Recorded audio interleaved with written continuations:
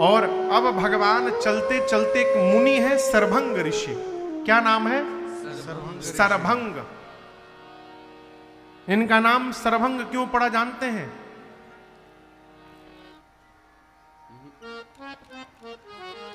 सरभंग मुनि तपस्या कर रहे थे।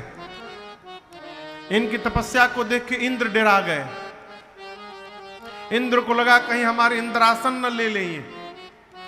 तो उनके तपस्या को भंग करने के लिए इंद्र ने बाण चला दिया। सर यानी बाण। जब बाण चलाया तो सरभंग मुनि एक तिनका लिए और तिनका जैसे बाण पर छोड़े, इंद्र का बाण 2 भाग में टूट गया हो। उसी दिन से इनका नाम सरभंग पड़ा। सरभंग मुनि इतनी तपस्या कर लिए थे, इतना पुण्य एकत्रित कर लिए थे कि ब्रह्मा जी ने ब्रह्मलोक से विमान भेजा था अपने दूतों को देकर कि जाओ सरभंग मुनि को विमान पर बिठा कर लाओ, उनको इंद्र बनाया जाएगा। अच्छा आप बताइए, आप में से किसी के पास अभी पिछले 1-2 महीना पूर्व 3-4 राज्यों में चुनाव हुआ। छत्तीसगढ़ में, मध्य प्रदेश में और राजस्थान में जो माननीय मुख्यमंत्री जी वर्तमान में हैं, क्या वो कभी सोचे भी थे इलेक्शन जीतने के बाद भी कि हम मुख्यमंत्री बनने वाले हैं? कल्पना करिए, यदि आप में से किसी को पता चल जाए कि आपको किसी राज्य का मुख्यमंत्री बनना है, आप नाचेंगे कि नहीं? ईमानदारी से कहिए राकेश बाबू, नाचेंगे ना? सरभंग जी भी सुने कि हम इंद्र बनने वाले हैं तो नाचने लगे। ब्रह्मा जी जहाज भेजे हैं, तुरंत जहाज पे चढ़ के बैठ गए जाने के लिए। अभी जहाज उड़ने ही वाला था, तब तक एक दूसरे मुनि आए। बोले सरभंग जी कहां चले? बोले ब्रह्मलोक से जहाज आया है, इंद्र बनने जा रहा हूं। उस मुनि ने कहा आप जा रहे हैं और वो आ रहे हैं। सरभंग मुनि पूछे कौन आ रहा है? मैंने सुना है राम जी चित्रकूट से चल दिए हैं और आपके कुटिया के सामने जो पगडंडी है, इसी पगडंडी से होके राम जी, लक्ष्मण जी, सीता जी गुजरने वाले हैं और आप बताइए जा रहे हैं। जैसे सरभंग जी सुने कि राम जी आ रहे हैं मेरे कुटिया के सामने, सरभंग जी जहाज से नीचे कूद पड़े और दूतों से कहे जहाज लेकर जाओ। दूतों ने कहा क्या कर रहे हैं, ऐसा अवसर बार बार नहीं मिलेगा, आप इंद्र बनने वाले हैं, जीवन भर के सत्कर्म का फल प्राप्त हो रहा है। सरभंग मुनि बोले इसी भ्रम में तो मैं भी था कि जीवन भर के सत्कर्म का फल इंद्रासन मिलने जा रहा है। मैं भ्रम में था, मेरे जीवन भर के सत्कर्म का फल इंद्रासन नहीं है। मेरे सत्कर्मों का फल देने के लिए राम जी स्वयं चल के मेरी कुटिया के सामने आ रहे हैं, मुझे नहीं जाना। विदा कर दिए हो।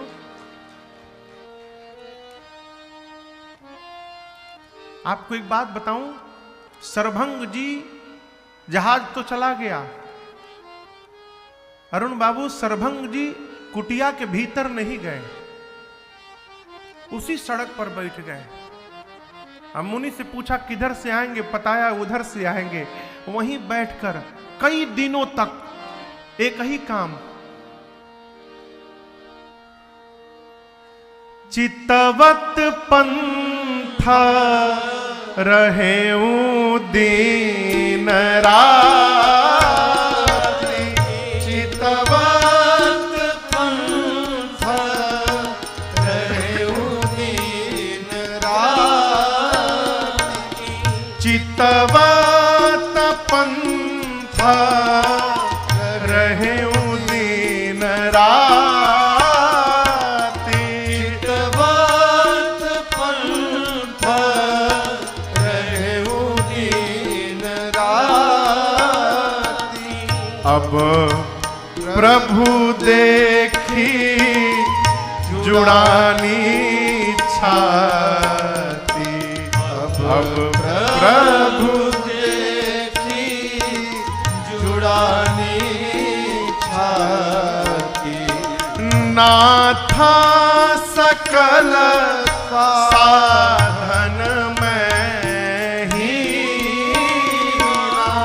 नाथ सकल साधन में हीना नाथ सकल साधन में हीना नाथ सकल साधन में हीना किन्हीं कृपा जानी जान दीना किन्हीं कृपा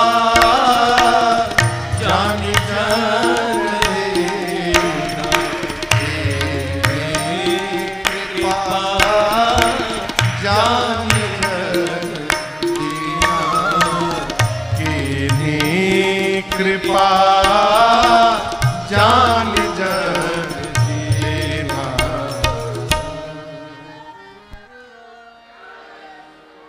सरभंग जी वहीं बैठ गए और राम जी आए तो प्रणाम करके कहे प्रभु जात रहे बिरंच के धामा तब तक सुने उस श्रवण बन अहि रामा। जैसे सुनाई पड़ा प्रभु जहाज से उतर गया और आपके लिए मैं आश्रम के भीतर भी नहीं गया हूं नाथ, दिन रात यहीं बैठकर रास्ता देखता रहा। आज आपके श्री चरणों का दर्शन प्राप्त हुआ, मेरा हृदय जुड़ा हूं देखी जुड़ानी छाती। राम लक्ष्मण सीता मैया खड़े हैं, आश्रम के भीतर भी नहीं ले गए। सरभंग जी वहीं भगवान को खड़े होकर और हाथ जोड़कर बोले प्रभु एक बात कहूं, संसार मुझे मुनि कहे चाहे कुछ भी कहे, देखिए हर व्यक्ति अपने बारे में ठीक से जानता है। संसार आपको भले कुछ भी कहे, लेकिन हर मनुष्य अपने बारे में जानता है कि वो क्या है। सरभंग जी कहते प्रभु लोग मुझे मुनि कहे चाहे कुछ भी कहे, लेकिन मैं अपने बारे में जानता हूं नाथ, मैंने जीवन में ऐसा कोई कर्म नहीं किया है प्रभु कि इस सरभंग को आपका दर्शन प्राप्त होना चाहिए। मैंने कोई कर्म ऐसा नहीं किया नाथ, सकल साधन में ही ना, मैंने कोई साधन नहीं किया है, कोई भजन नहीं किया है। अब आप पूछेंगे कि उसके बाद भी आपका दर्शन कैसे मिला, तो ये मेरे कर्म का परिणाम नहीं है प्रभु, ये आपकी अकारण करुणा करने के परिणाम से मुझे दर्शन मिला है। आपने अपनी ओर से दर्शन दिया है, आपने अपना जन जानकर मुझे कृतार्थ किया प्रभु। प्रभु एक बात बोले, जब तक मैं कहूं नहीं आप यहां से कहीं जाइएगा मत। राम जी बोले कहीं नहीं जाएंगे। भगवान को खड़ा करके सरभंग जी लगे भागने, कभी इस दिशा में जाते लकड़ियों को ला के रखते, कभी उस दिशा में जाते लकड़ियों का ढेर ला के रखते। इस प्रकार बहुत सारी लकड़ियों को एकत्रित करके और राम जी के सामने सरभंग जी अपने हाथों से अपनी चिता सजाने लगे। अपनी पूरी चिता सजाकर और चिता के ऊपर चढ़ के बैठ गए। लक्ष्मण जी से बोले उस कमंडल से थोड़ा मेरे हाथ में पानी दे देंगे। लक्ष्मण जी ने सरभंग जी के हाथ में जल दिया और जैसे जल आया, सरभंग जी ने कहा प्रभु जीवन में जितना मैंने जप किया है, जो भी मैंने भजन किया है, जितनी तपस्या की है, मेरे जीवन के द्वारा किए हुए सत्कर्मों से उत्पन्न जितने पुण्य फल हैं, मैं अपने जीवन का सारा पुण्य आज आपको साक्षी मानकर आपके चरणों में समर्पित करता हूं प्रभु, आपको समर्पित करता हूं। अपने जीवन का सारा पुण्य सर्वभंग जी ने भगवान को अर्पित किया और कहा प्रभु एक वरदान चाहिए। राम जी ने कहा मांगिए। सर्वभंग जी कहे प्रभु सीता अनुज समेत प्रभु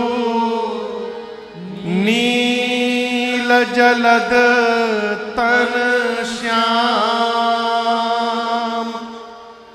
मम हिय बसहु निरंतर सगुण रूप श्री राम। प्रभु सीता जी और लक्ष्मण जी के साथ आप इसी प्रकार सांवले स्वरूप में मेरे हृदय में इस सगुण रूप में निरंतर वास करते रहिए प्रभु। इसके अलावा हमें आपसे कुछ नहीं चाहिए। भगवान ने कहा तथास्तु, दिया आपको। और जैसे भगवान से वरदान प्राप्त हुआ सर्वभंग जी ने तुरंत अस कही जोग अग्नि तनु जारा दाहिने पांव के अंगुष्ठ से शरीर में योगाग्नि को प्रज्वलित करा के और भगवान के सामने अपनी चिता में आग लगाकर अपने को जलाकर भस्म कर दिया सर्वभंग जी।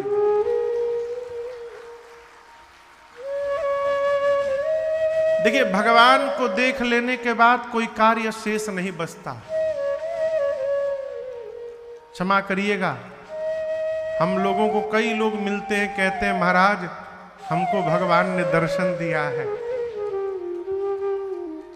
हमको ही समझ में नहीं आता कि दर्शन मिलने के बाद 5-5 बीघा खेत रजिस्ट्री होता।